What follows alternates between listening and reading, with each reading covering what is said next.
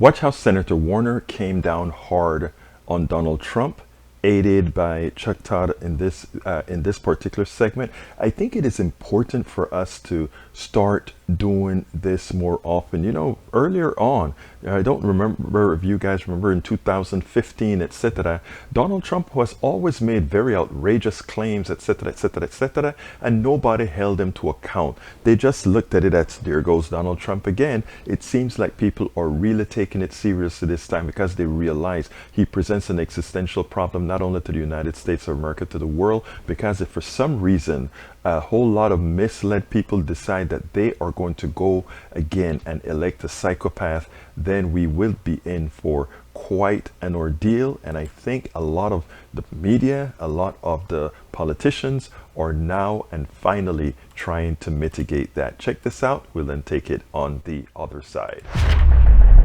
I think it is both despicable and pathetic that Donald Trump is out appealing to a war criminal, Vladimir Putin, when he is a war criminal against not only the people of Ukraine, but against democracies around the world.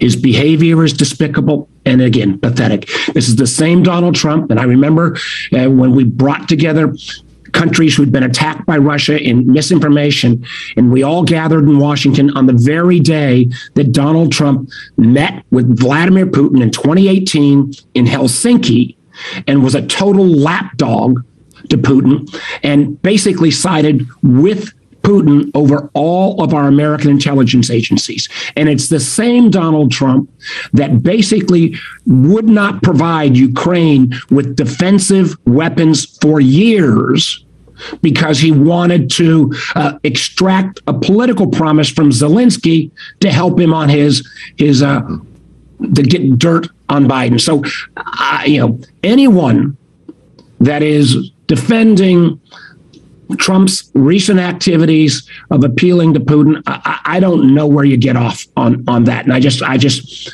my blood boils when I think about what Trump has done and a pattern that has continued literally for years. Senator, I'm going to stay on this topic a minute, and I'll get you. I want to stay on this topic a minute.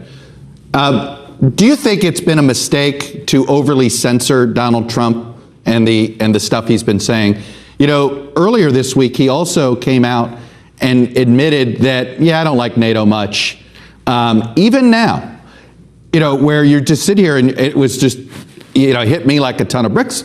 This is the most effective NATO's looked in a decade or more. And to just also trash NATO, a former U.S. president doing it over the last literally the last 96 hours, deplatforming him has sort of protected the public, right? Allows people to say, hey, no one cares about it. Because I understand people have compartmentalized him. There's this idea that he could be incendiary. But sometimes this is what happens when you try to censor. If you try to censor even the good stuff and you think it's a good idea, are we inadvertently de-escalating the threat that he really presents? Yep. Chuck, it's a very fair question. And I got to tell you, NATO a year ago when Biden came in was broken.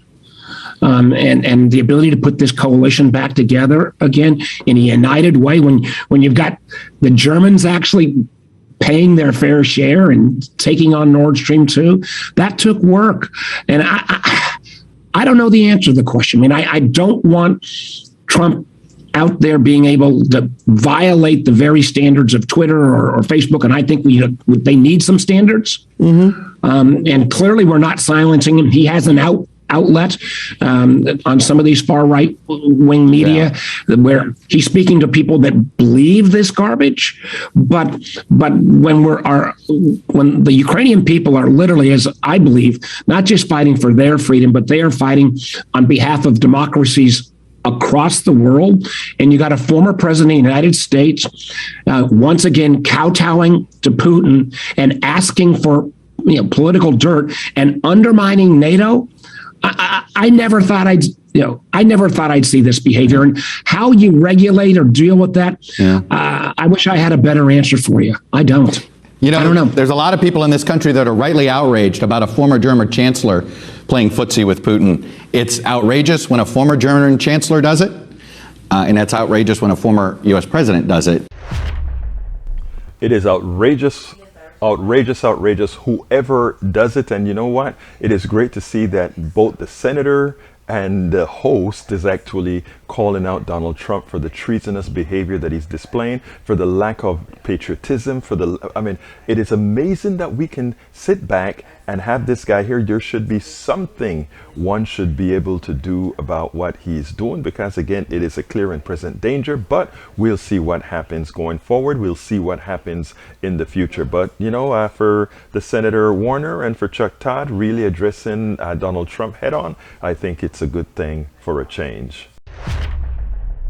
We spend a lot of time deconstructing the news, trying to parse it into a form that everybody can understand. We try to find those little nitpicks where it flies above the fray, etc. If you really like these videos that we do, I want to ask a big favor. Please go ahead, number one, subscribe to our channel, and number two, please join if you can. Thank you so kindly for watching. Keep watching. Please remember to share. We must populate the entire internet with our progressive message, a message that we know is what most Americans say that they want. So help us, please join.